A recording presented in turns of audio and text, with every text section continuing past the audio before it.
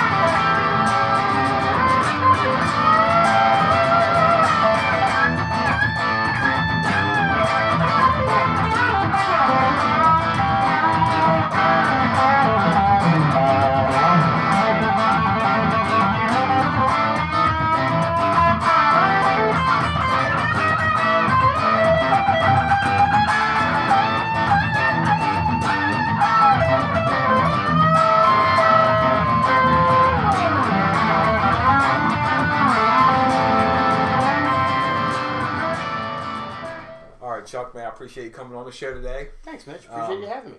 So we're going to start off with a pretty easy one, soft toss here. Okay. How old were you when you started playing, and what lit the spark for you? I was 8, and mostly because of my brother. My brother plays keyboards and plays guitar, and he's 10 years older than me. So there was kind of music already in the house when I was at that age, and nice. I would listen to the same stuff that he listened to, and just wanted to rock out. Cool, man. Do you remember your first guitar? I do. Well, there was. So the first guitar that I played on wasn't actually mine. It was my brother's that he had kind of handed down to me, which was an old Hagstrom that met with an unfortunate accident years later, thanks to my brother. But the first guitar that was actually mine was a Lori, which was like one of these Japanese import, like bolt-on neck style guitars. And it was basically a copy of the inexpensive Hagstroms inexpensive Harmonies from the day. I'm sorry. Oh, okay. So I had a copy of a copy. Nice. But it got me through. This was like a little Strat or like a fake me out Strat kind of thing. like there's Japanese guitars that were just like a slab of wood. It was kind of Stratotelli-ish, and it had like the weird bridge with the cover on it that really wasn't a cover, like the strings hooked underneath it. Nice. And then after that, I got a Kramer. So cool, Kramer man. was my first real guitar. Sweet, man, with Floyd Rose and all that fun stuff. Yeah, that was just a basic Strat style, but I made sure it was red because you're right. And it did have the pointy headstock. So, nice. Didn't have the quarter drilled underneath. It didn't have the quarter. No. If it had the quarter, I probably would have spent it on some gum or something. Well, speaking of that, man, who was your first guitar hero back in the day? Jimmy Page. Zeppelin. Yeah, Zeppelin. Yeah. Thanks, man. Listened to a lot of Zeppelin back then. Angus Young, Jimmy Page and Angus Young was a lot of my initial influence. And then, as time went on, got more into Hendrix. Then Stevie Ray showed up, and it was like... changed the game. Yeah, and Steve Vai. Big Steve Vai fan. Of course. So... Well, man, we're going to go kind of parallel here at the same time because you're a pretty special guy, man. You're a great player, but then you're also a great repairman / builder. Thank you. So, I'm kind of when did you in the beginning, did you always tinker with your stuff from the beginning, or did that come later on? It came later on. It came later on, but still like early. I remember being in high school and having guitars and kind of taking things apart to try to figure out how they worked. The one story that always sticks out in my mind is I remember after my high school graduation, everybody gave me money for graduation. I went out and I bought a brand new Ibanez RG 770, purple with the shark's tooth inlays. Nice. And I wanted the green DiMarzio pickups in it, and I was like, I wanted to just go out and buy them and do it myself. So I remember like being in my bedroom because I didn't have a workbench or anything at the time, and everything was like laid out on my bed, and like my mom had come in the room to tell me like dinner time or something like that, and the guitar was like laid out on the bed like all in pieces, and I had literally just spent like $950 for it like 2 weeks beforehand. And she was like, I hope you know how to put that back together. You were thinking, me too. Yeah, and at that point it's kind of necessity. Like you learn fast. Right. You got exactly. Yeah. Nice, man. So growing up, did you have to take lessons, or were you self-taught? I did. I took lessons for a little while. When I was 8, I started taking lessons at. There used to be a piano store in Concord Mall. I don't know if you're in Concord Mall. No, yeah. But there was a piano store in the end. There's Wilmington Piano Company. I took lessons there with a guy named Jay McCusker. I think he taught a lot of people my age around that time.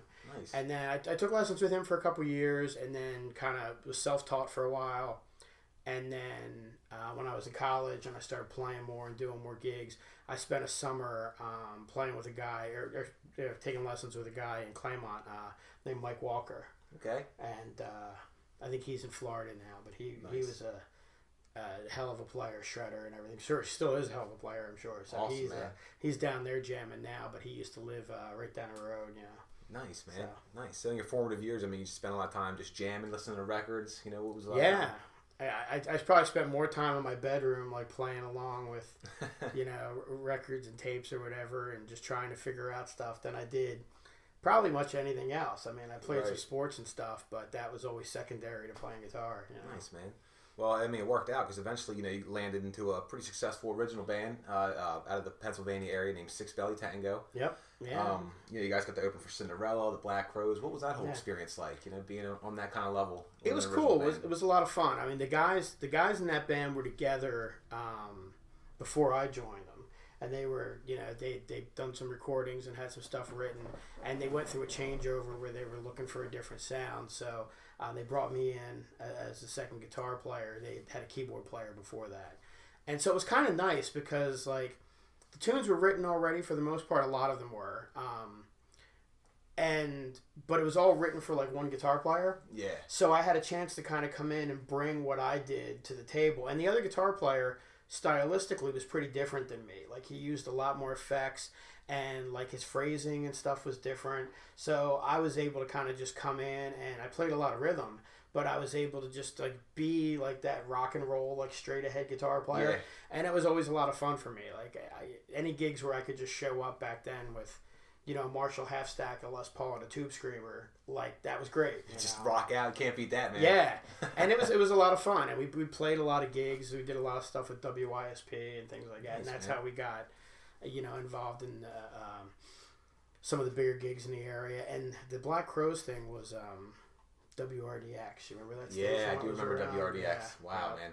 That's a throwback. And the Cinderella thing just was weird. It just happened. We were playing this place, which I'm sure is gone now. It's called South of South. It was around the corner from South Street, like from where Dobbs and the Pontiac was. Okay. It was like around the corner and down the road from there. And Cinderella was getting ready to do like one of their 90s reunion tours, one of the later ones. Nice. And they were practicing at the Trocadero because that was where their first gig was going to be. Right. And they happened to walk in while we were playing. And they were like, this band's pretty cool, Nice, and the next thing you know, I mean, they were calling us like, hey, do you guys want to come out and open the show with us? And actually, there were, I think, 3 bands playing that night, and 2 of us ended up doing the show, if I remember correctly. So, nice, man. That's cool. Pretty killer, dude. Yeah, it was fun. Nice. Yeah. So around the same time, you eventually, your playing career's going pretty well and everything, and then you kind of at the same time, when did you get a job at PRS? That was much later, because the Six Belly Tango thing was like late 90s.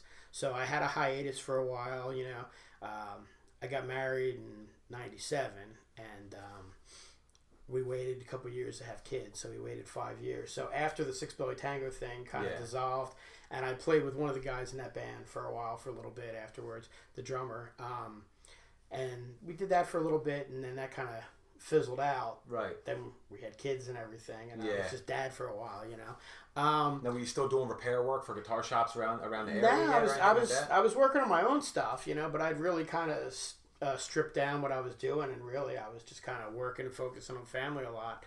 And that was 2002 or so, right around the time that I moved to Middletown. Nice. I was in Elkton for a little bit, and then moved to Middletown.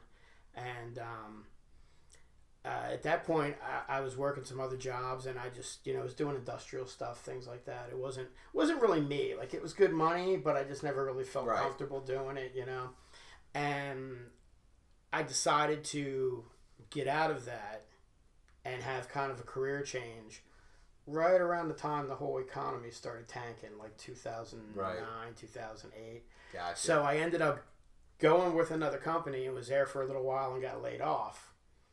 And at that point, like, I had interviewed for PRS years before that, and kind of didn't get in. So I said, well, I'll try again.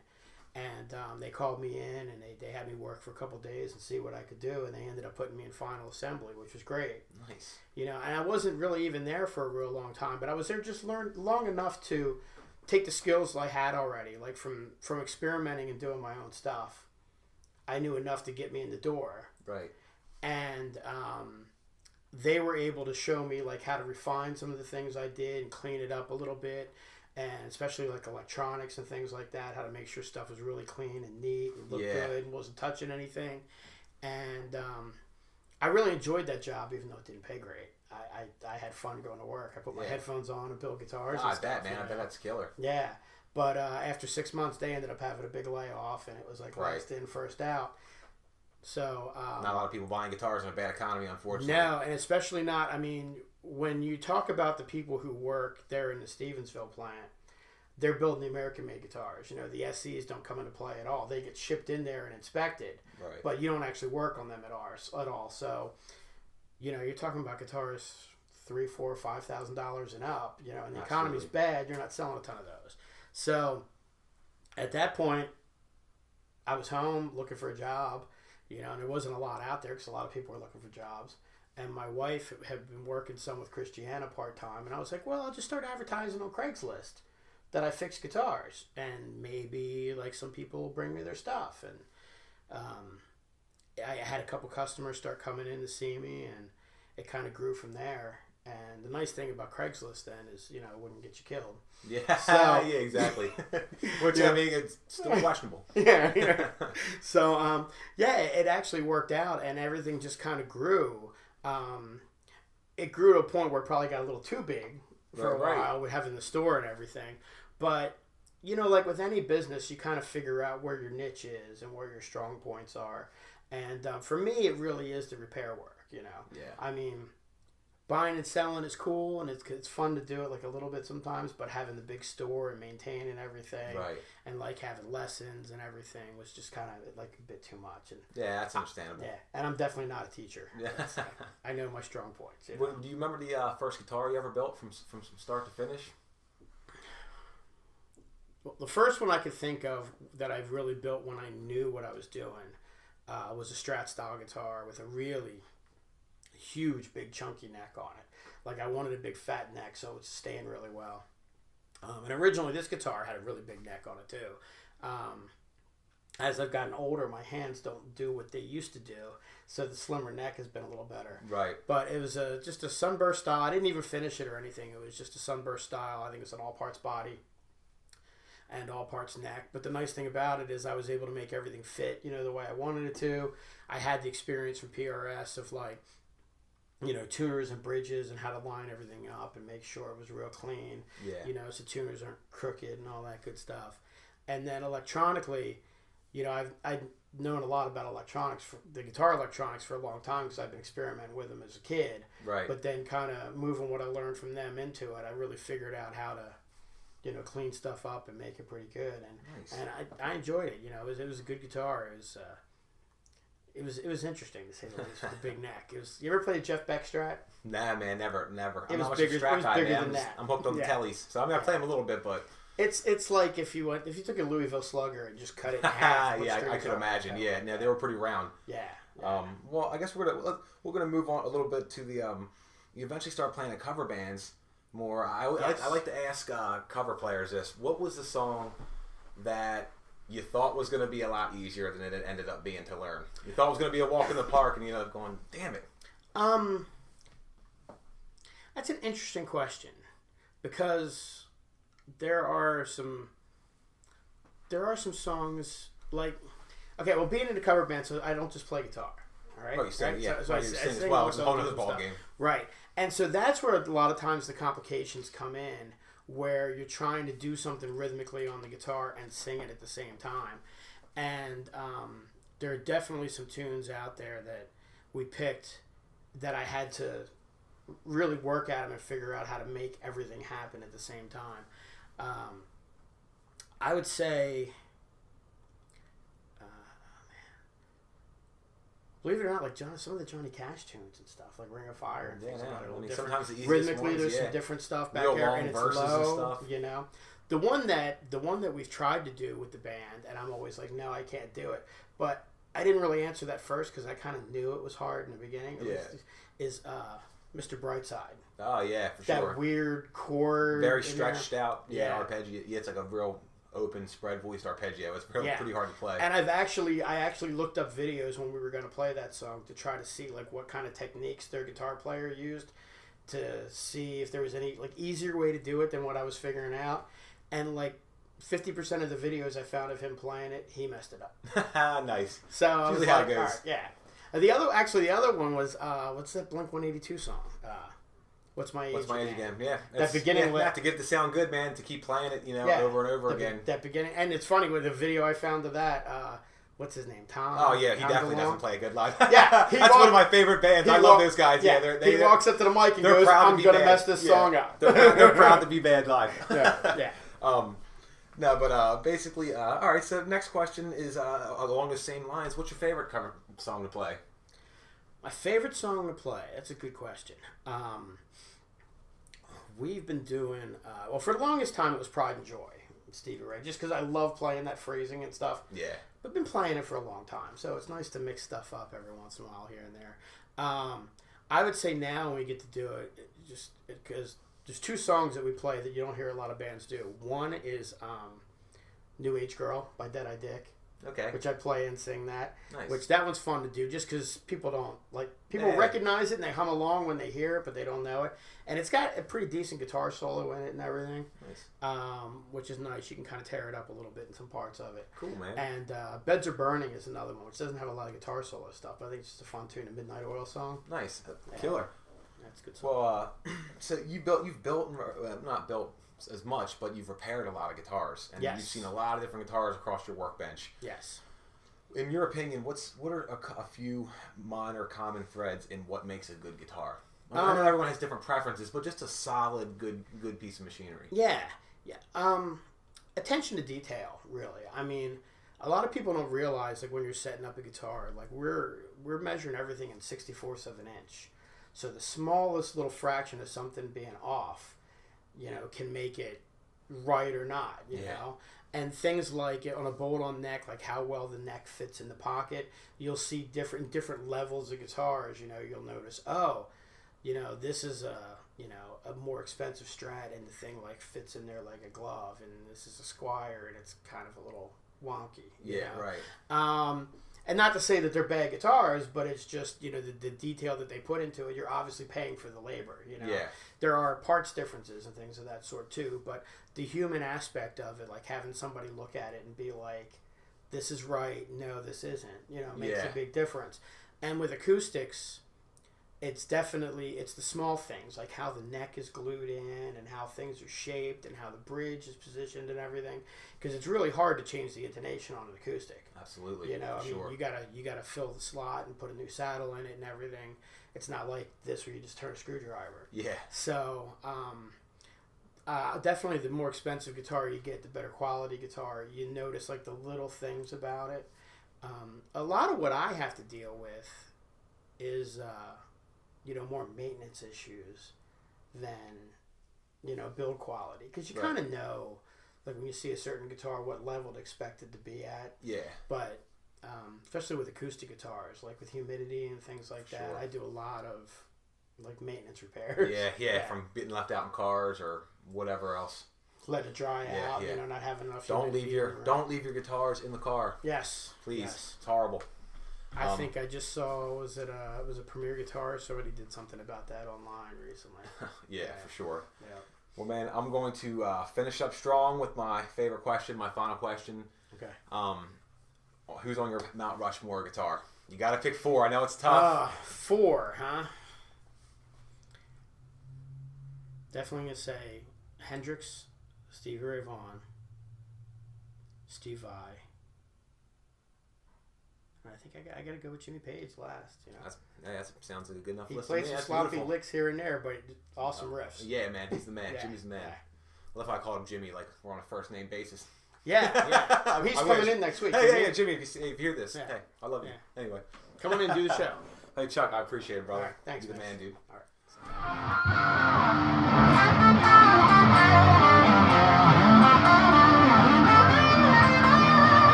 Thank you.